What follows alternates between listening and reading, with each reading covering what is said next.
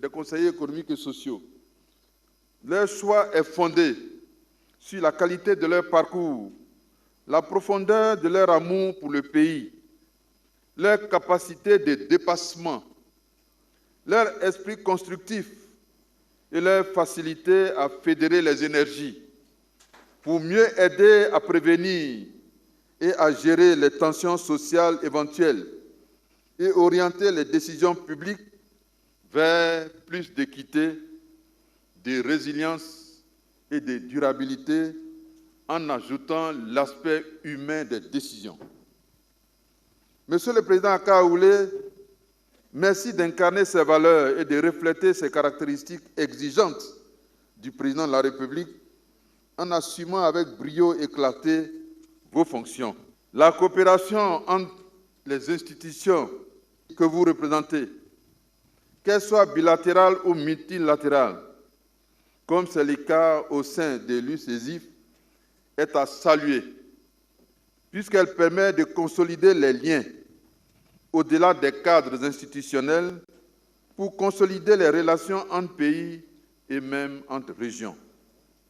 Je voudrais dès lors vous inviter à continuer de faire vos efforts pour une amélioration continue de la contribution de cette Union aux questions qui se posent à nos États et à nos sociétés.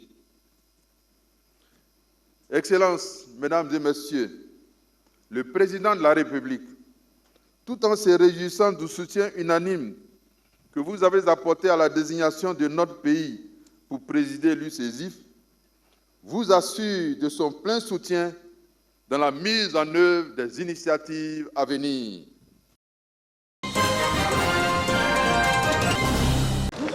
Lycée de garçons dans la commune de Bingerville. Ici, 800 élèves prennent part à l'examen du BEPC. Fouille rigoureuse de chaque candidat à l'entrée du centre. Aucun appareil électronique ni document non autorisé ne passe. Transparence et sécurité obligent. Dans la cour, les élèves sont préoccupés par la recherche de leur salle de composition.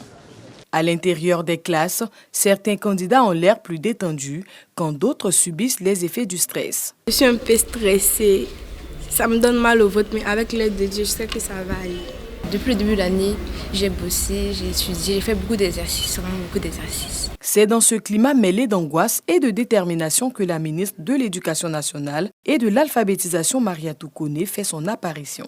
Elle est venue encourager les élèves et donner le coup d'envoi officiel de la seconde phase de cet examen à grand tirage. Vous avez tout vu en classe, vous avez fait les révisions. Voilà. Quand on fait révision, ça veut dire que tous les cours ont été effectués et on reprend encore. Et donc l'année a été normale, vous avez atteint le quantum horaire.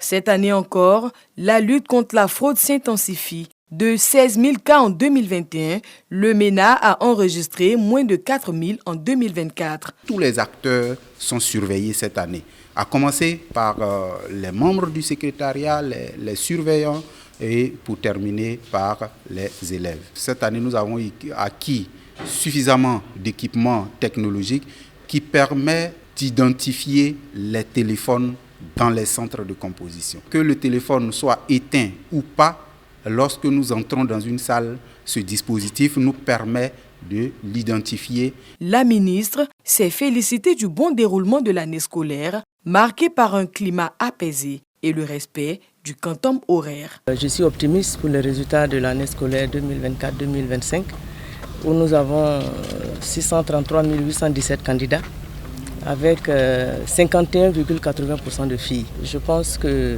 tout est mis pour que les examens se déroulent normalement. Et je voudrais souhaiter bonne chance à tous les enfants sur l'ensemble du territoire national.